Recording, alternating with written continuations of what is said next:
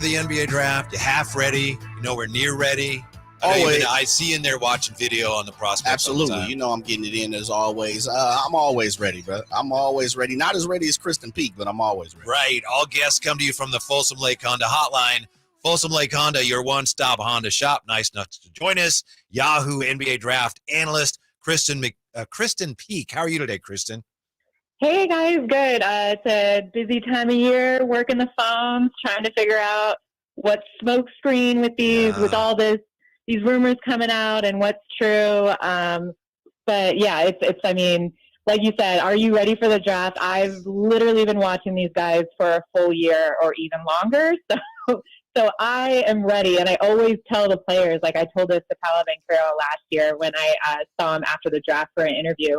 I was like, Paolo, I'm so happy for you. Congratulations. Also, I'm so sick of talking about you. Like, can we move on? So, yeah, I'm very excited that we're within a week to the draft, and this is a great group of players. Absolutely, Kyrsten, and that's kind of where I'm going to start. It seems like, and you wrote something a couple of days ago where you said that the 2023 NBA draft is probably going to see a flurry of trades because there's a drop-off talent in 24 and 25 class. Can you explain that for us? Absolutely. And, you know, what I mean by that is particularly looking at the one and done. So, you know, NBA scouts can now get out sooner and sooner to see the high school prospects so they can see what's coming up and plan accordingly. So we saw a lot of teams try to position themselves favorably in this draft because of what is projected the next couple of years. Now, granted, there will be players and there'll be great players, but in terms of the surefire, we're talking about generational type talent. We're talking about multiple all-stars in this draft class. You know, people want to try to maximize that. And so that's what I'm saying when we're going to see multiple teams try to get in. And, you know, when you're the New York Knicks on the outside looking in, thinking that you were going to have a lottery pick before Dallas decided to tank, you know, the last 2 weeks of the season, I mean, they're probably going to try to get in, but they're going to have to buy their way in. You know what I mean? So it's going to be fun. Like, as someone that's supposed to, in years past, have like written in advance draft grades based on, you know, okay, if this person goes here, then this is this. And I've got this whole Excel doc because I'm in the back interviewing these guys. And I told my editor, I was like, I cannot do that this year. There's zero chance. Like, whatever happens at 2, if there's a trade at 3 at Portland, it's going to completely change the trajectory of the draft.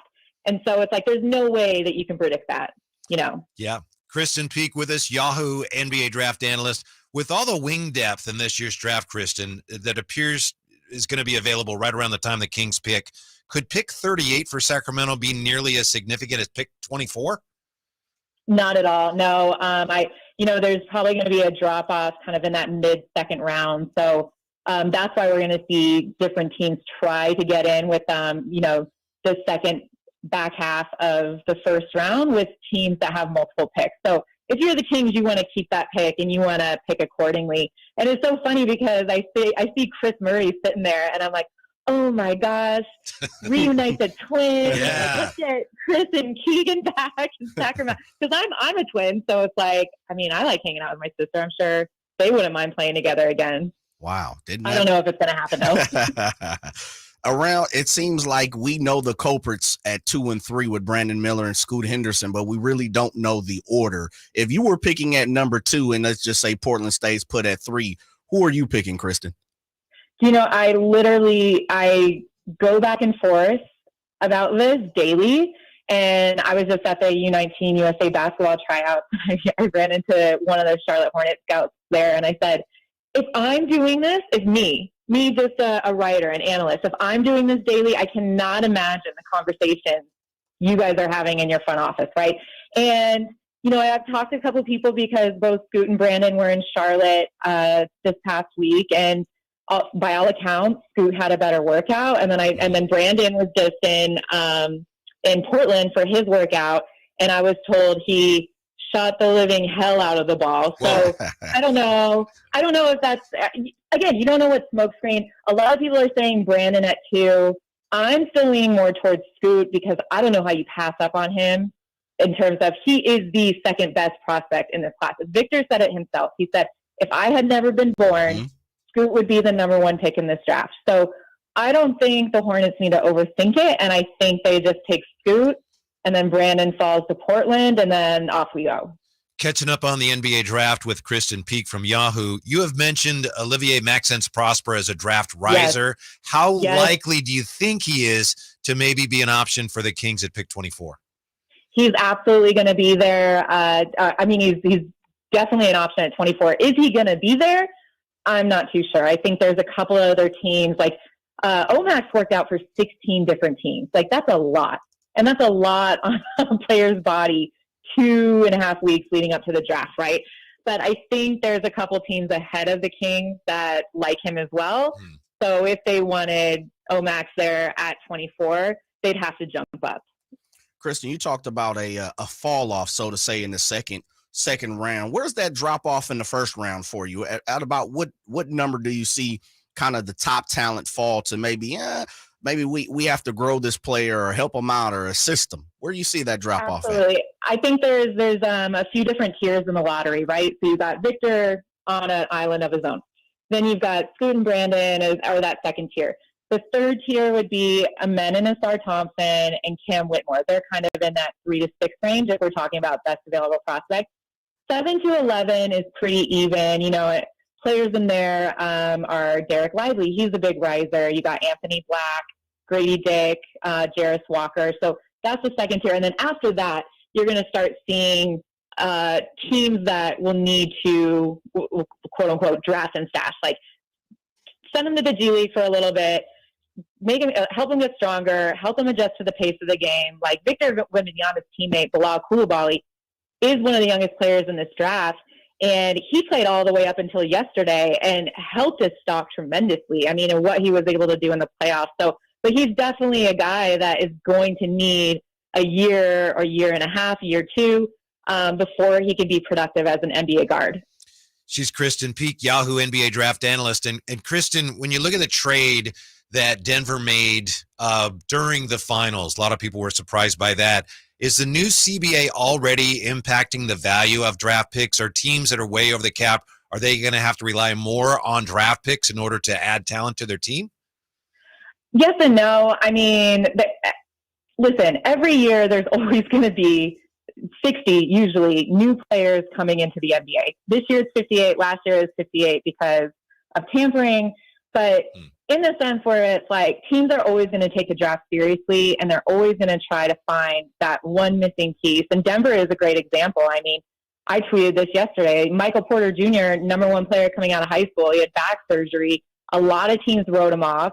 He fell to 14 in the draft, and the Nuggets, they didn't even bring him to work him out. They called him the day of the draft, and they said, hey, look, how would you feel about joining the Nuggets? If you're there at 14, we're going to take you.